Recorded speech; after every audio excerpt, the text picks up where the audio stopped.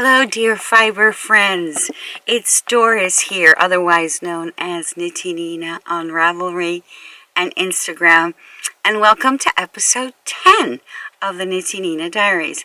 I'm very happy to be back here with all of you. It's actually been a while. I've been MIA for 2 months. I think the last time I recorded was the end of June, so forgive me if I haven't recorded in the last 2 months. I actually didn't have much content to provide you with, and it just got a little crazy for me, but I'm back, excited more than ever to share some of the things that I've been working on.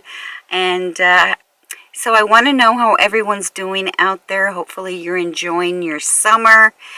And it's been extremely hot out in our neck of the woods in the East Coast, but I'm sure across the country it's been the same.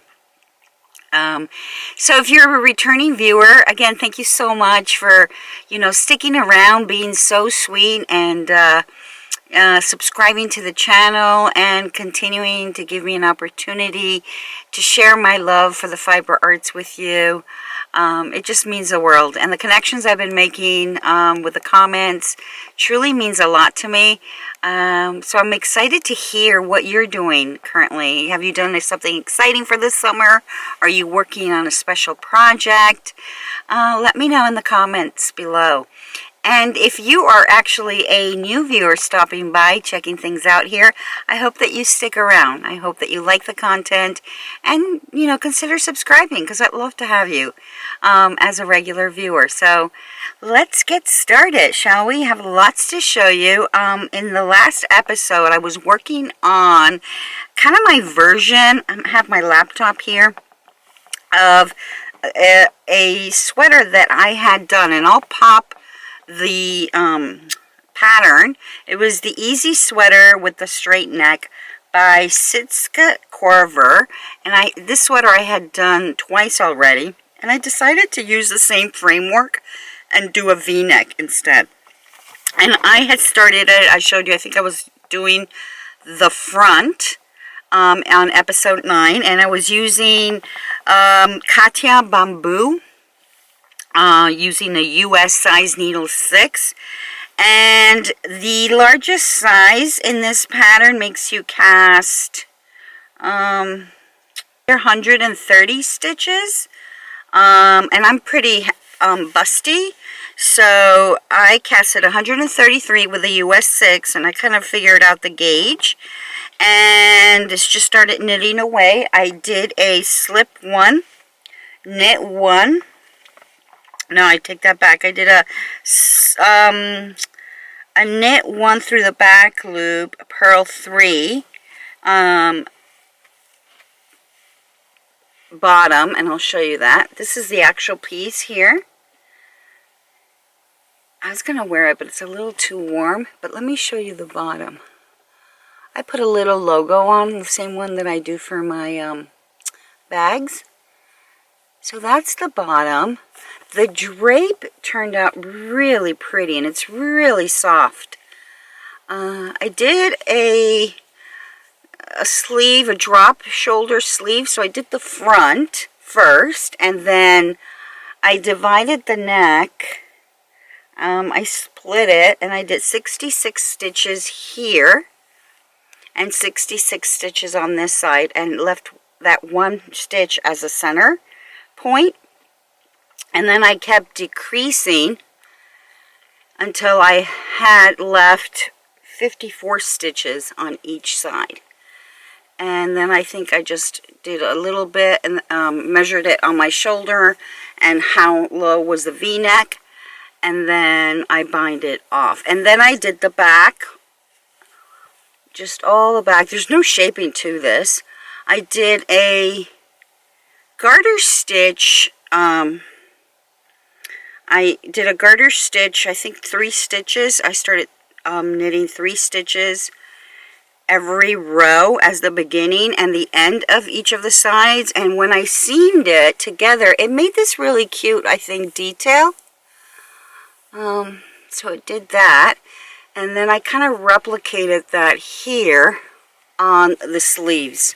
If you can see it, it has that kind of garter stitch ridge. And then this is the sleeve. I did the same thing as I did on the bottom. And it turned out, I think, very nice. It has a really nice, once again, drape.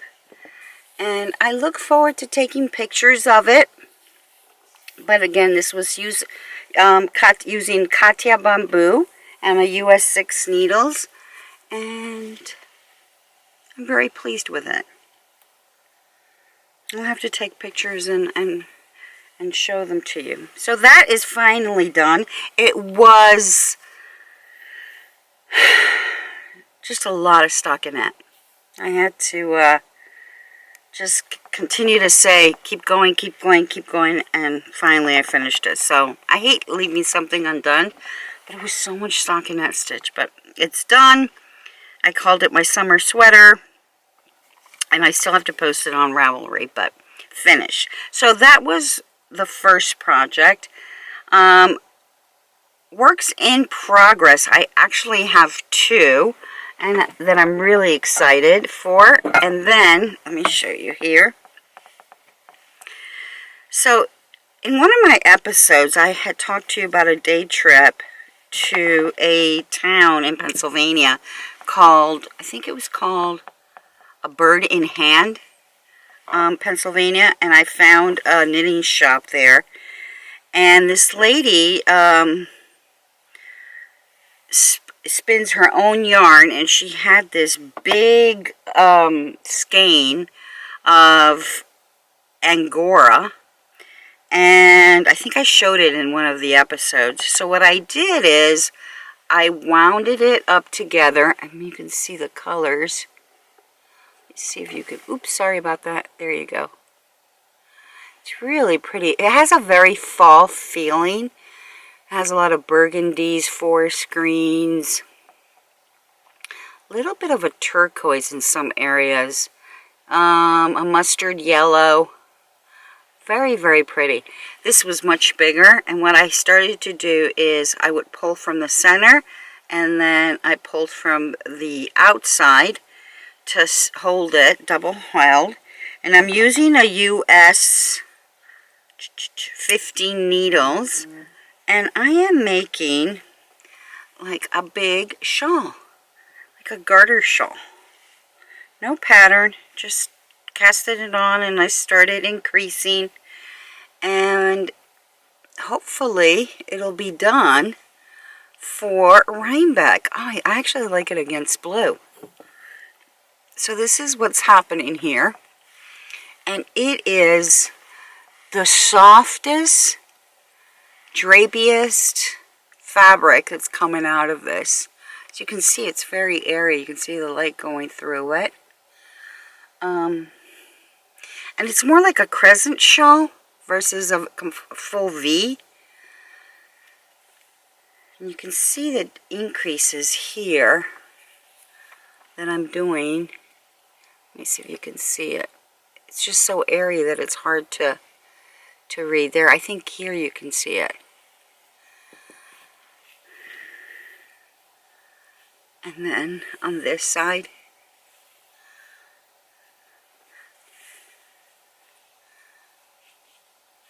so it's turning out quite interesting, I think. And again, I look forward to using it. I like the way it looks against the blue. At least it's reading nicely here. I'm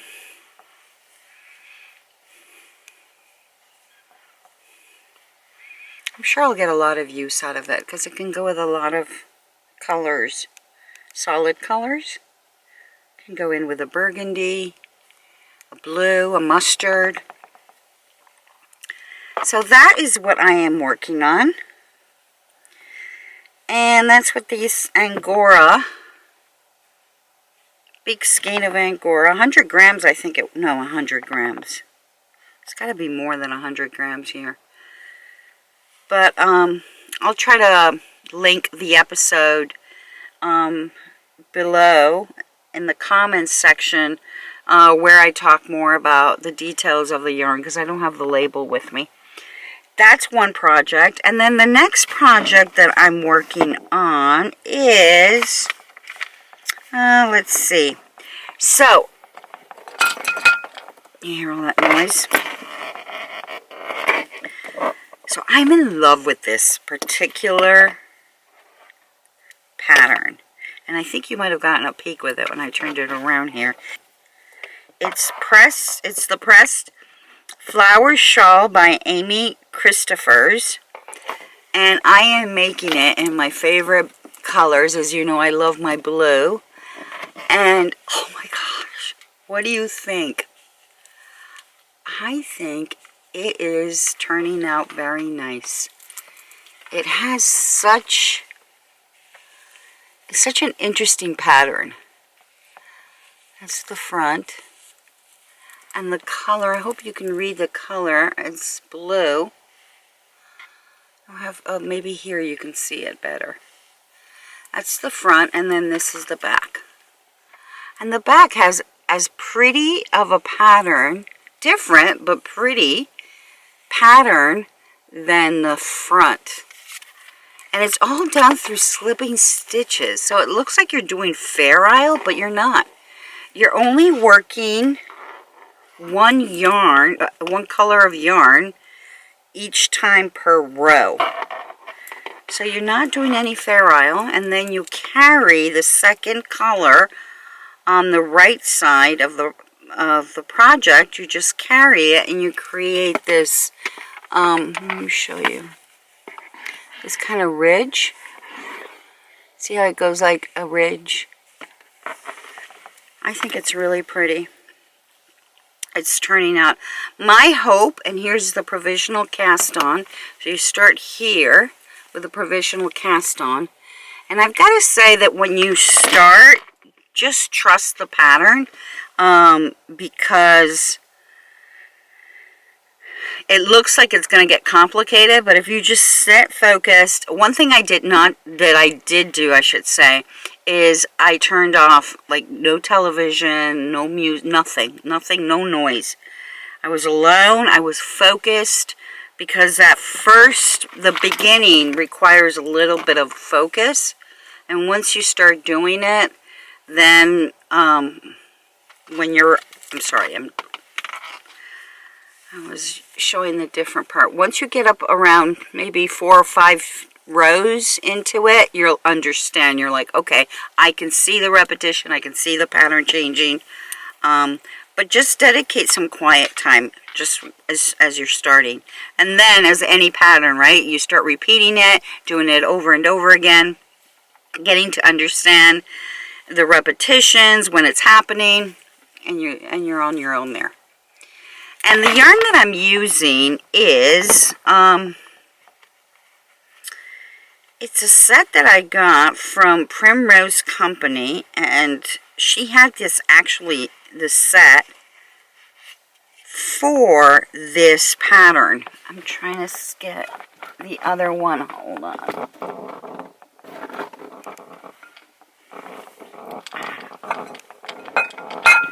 Sorry, I had it in a yarn bowl. So this blue one, it's like a blue teal. You see that? It's really pretty. Very rich blue teal. That is called Cerulean, and it's a DK yarn by Primrose Yarn Company. Let me show you the label. Oh, there you go. And it's on their Roan DK base. And the color is Cerulean. It's 230 yards, 100 grams, 60% American Superwash Merino, and 40% domestic non-superwash Merino. And it's locally mill spun and hand dyed in York, Pennsylvania. I love it. I think it's such a pretty color. And then I'll show you the contrasting. See, I usually put it inside of, I put the labels inside of the skein, the ball, and then I start losing it if I don't do that. Or I pull. Okay, so that's that one. This one, the contrasting is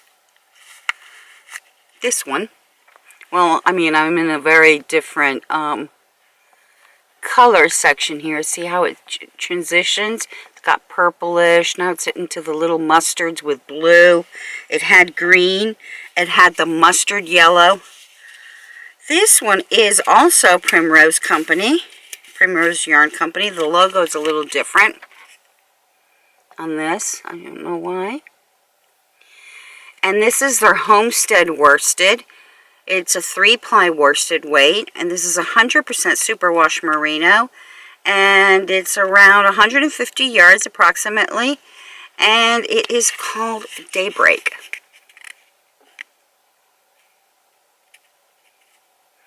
So this and this is what I'm using. This as the main color, and this is the contrasting color. And let me show you what that's producing again. So you'll see now the transition of that contrast. You see it started like maybe mustard, very mustard here, the flower. And then it started transitioning to this kind of aqua. And then aqua with mustard. And now it's going into a little bit, if you can see it here, into like a little bit of purple. You can see the little purple right behind it. These are my little pressed progress keepers. And then I had these little flowers from back in the day. I used to do jewelry, and I kind of made these little not pressed flowers, these little flower stitch markers to go with the shawl, because it reminds me. And this one's really pretty. It's like a daisy. The only problem is with these hooks, they're better for progress keepers versus an actual stitch marker. There's that little flower. But I was trying to go with the flower theme. So I am very excited about this. Again, my goal is to finish it by the time Rhinebeck gets here. Which reminds me, let's talk about Rhinebeck. Oh, I'm keeping my fingers crossed. I'm so excited. I went a long time ago. Gosh, maybe like 10 years ago. The first time I went with a group of friends. And it just blew my mind. It's amazing. The yarn, the vendors, the people, the atmosphere. It's all about our knitting community. Seeing all the warm faces that I follow and podcasting, seeing friends that I talk to on Instagram or on in Ravelry. It's like family, and very nice. So this year I'm going, and I'm hoping that it's still not canceled. So I'm keeping my fingers crossed. But I do look forward to having this done. And I want to do a sweater, but I don't know yet if I'm going to have the time. But yes, very excited with this piece. Again, this is the Pressed Flower Shawl by Amy Christoffers. And there's a lot of people that have made this, and there's some amazing color combinations. So I highly recommend you to go into Ravelry and check it out, because if you're looking for inspiration, you'll wait till you see some of these shawls. It just makes you it makes you want to knit more than just one. So that is what I'm working currently on in terms of works in progress. So again, I didn't really do much in the last 2 months, but again, I finished the sweater and I started these two. But what project that I did finish, and it's not a knitting project, so bear with me, but it is a handmade quilt that I had been working on, and oops, I'm sitting on it. I'm excited to say that I finished it. Now I will be I will be inserting here some pictures and videos that I took, so you can get a better feel for it. But let me show it to you, and I'll scratch her, see if it fits in the camera. So this is the Lemoyne Star quilt. Now I sewed it.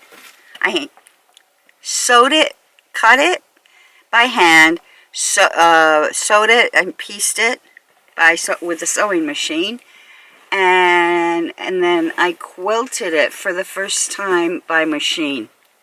You can see the machine quilting here. Now I've only made 2 quilts in my life, including this one. The first one, I should bring it out, was a hand quilt that I did. Well, maybe I'll show it in the next episode. But it's a hand quilt that I made years ago that I said, oh, I really want a quilt, but I didn't know how to use a sewing machine. So I hand pieced it and I hand quilted it. And oh my gosh, it took me forever. And it's just like a small wall piece. This one went obviously a little faster. But I do like how for the first time, this is by watching YouTube, I did a miter. I don't know if you can see it, but I did a miter corner. You see the line right here, that mean, and the binding. And this is with fabric that I got at Joann's on sale. Now I didn't have enough to do the back all in one piece. So what I did, I cut the blocks out and I hand pieced it together. And I followed a tutorial, and you can look them up on YouTube. There's a lot of tutorials on how to do this Lemoyne star. And I'm in love with it. I just think this is such a cool pattern. So cool that I actually brought up some information that I think you might find interesting. And I had done this research on the concept of this Lemoyne star. Lemoyne. And I'll pop, you know what, I'll pop a picture of what I'm going to show you, where the site I'll be reading from. And I will also insert videos of this actual quilt. But it talks a little bit about the origins of the Lemoyne star and where it came from. And I got this from a website called primitivestarquiltshop.com. That was pretty fascinating because it really takes a look at the origins of the actual block. So the Lemoyne star quilt pattern originated in France. That's the title of the article. And then it says, or did it? So they're trying to say, was it in France or was it, you know, some people were saying it was in Louisiana. In other articles I read, and there's various theories. But theory 1 is Versailles, the home of King Louis the 16th and Marie Antoinette, may have been the first location where this pattern was used. Here's how the story goes. Jean-Louise Lemoyne designed tiles with this pattern for Versailles and also created sculptures for the palace in the early 1700s. Somehow this pattern made its way to his cousin's coat of arms. Makes us jump to theory 2. The Lemoyne brothers, Pierre and Jean-Baptiste, founded New Orleans. Oh, look at me. I was like, they were somebody in New Orleans. They founded New Orleans.